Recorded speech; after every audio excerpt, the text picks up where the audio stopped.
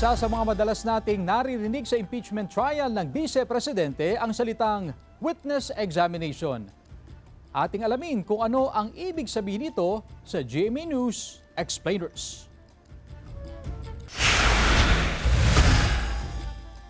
Sa unang 3 araw ng impeachment trial ni Vice President Sara Duterte, narinig natin ang salitang witness examination.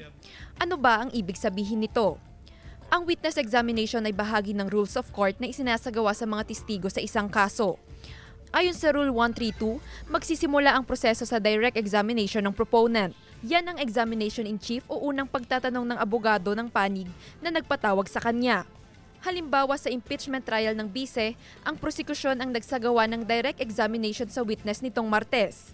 Kasunod niyan, sumailalim ang testigo sa cross-examination o ang pagtatanong ng kabilang panig kaugnay sa mga detalyeng lumabas sa direct examination. Ito ay para masubukan ang accuracy and truthfulness ng pahayag ng testigo.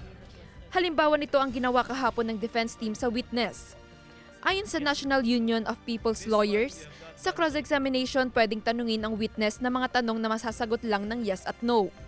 Layunin naman ng redirect examination ng proponent na mabigyang linaw ang mga sagot ng testigo sa cross-examination.